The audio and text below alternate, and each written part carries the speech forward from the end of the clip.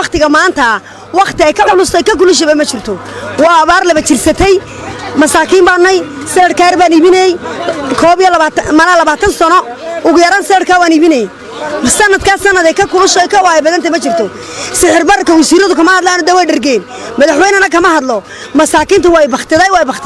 awal argays waxay miskiin karis imika laagsa waa lagu baqtiyay dad baa guriyaha ku baqtiyay dad baa miyada ku dhimanaya dad baa tuuleega ku dhimanaya wasiiradu waxa ka qabtaan oo madaxweynuhu waxa ka qabto uu eegmaday marka waa inuu wasiirku hadii uu ganacsigii ay nooc kasta waxba ka qaban kari waayay shaqada inuu iskaga tago uu iscaasilo ayaan ugu baaqaynaa si cid kasta oo cid kale oo ummadan wax u qabata oo ganacsiga ummadda ka jabisa ama la shaqeysa loogu bedelo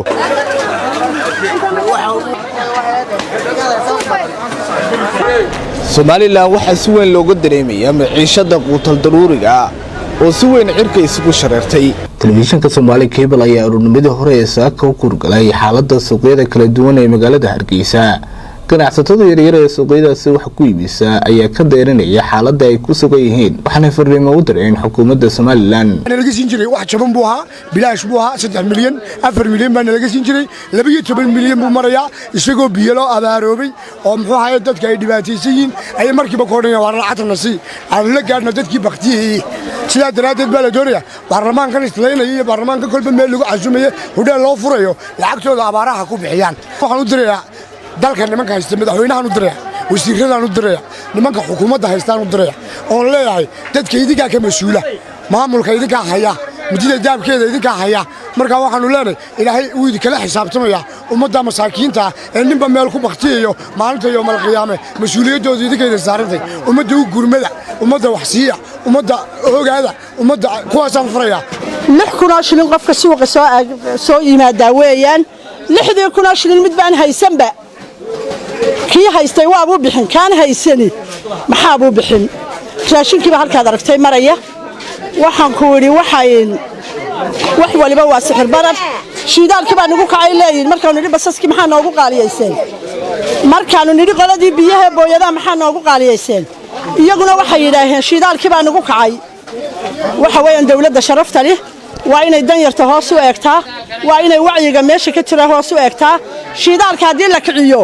waana lagu kicinayaa dee annagana gawaadhidii haddii la kiciyo maxaan ku dhahay raashinka oon ganacsatadii la xakamaynin oo siday doonaanba u tallaabsadaan iyaguna siday doonaanba yeelayaan xukuumadda waxaan ka codsanayaa inay hoos u eegaan dadweynaha iyo shicibkooda oo ay eegaan nolosha ay maanta ku sugan yihiin kii shilinkii haystay inaanu waxba ku cunayn kii aan haysanina inuu isagu harayba xaafadaha waxa jira imika xaafada magaalada gudaheeda looga baaheeyo oo xaafadaha intii wax haysataa wax isugu dardaraan sixir bararka dhacayowgii marka dawladda sharafta waxaan ka codsanayaa xukuumadayada inay danyarta hoos u eegaan ganacsatada naga xakameeyaan siday doonaanba yeelayaan qudradda liinta wax laga siin jiray barigii hore 200 baa laga siin jiray gadbada liinta laakiin imika waxaan la siiyaa 600,000 ayay maraysaa intee leeg baa u dhaxaysa 600,000 iyo 280 maxaa u dhaxeeya waa garanaysaa nin waliba uu garanaya waxa u dhaxeeya waxa kale ee soo raaca ee aan liintaba ahayn qudradda kale noocyada duwan loo dhan ayaa iyaguna la mid ah fariin waxaan u dirayaa ciddii qaabilsan xagga sixir bararka iyo haddii alla ka dhigo cidda loogu soo hagaagayo ee lagu ogaa inay wax ka qabato wasiirka ganacsiga waxaanu leenahay in haddaan meesha nin waliba wuxuu doono iska samaynayo in meeshii aan waxa weeyaan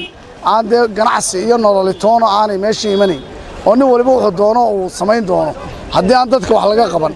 maanta ninka haddii waxa weeye qofkii ama 20,000 soo hela ama 30,000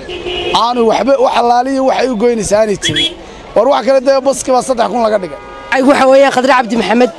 waxaan iibiyaa hilibka ariga waxaan ka ganacsadaa sirbada waaxeen neefka xoolaha intii laga siin jiray ariga ah intaan labada neef ku soo neef baan siisanaa oo sixir barku samadaas isku sharro si kacay waxaan u sheegayaa dawladda wadanka ka mas'uulka ah wasiirka ganacsiga wadankan oo wuxuu qabtaa ama xilka iskaga tago sixir barkii xarkuhu goostay dadkii maatida ahaa wax laga iibsanay waxa uu iibsan kari waayay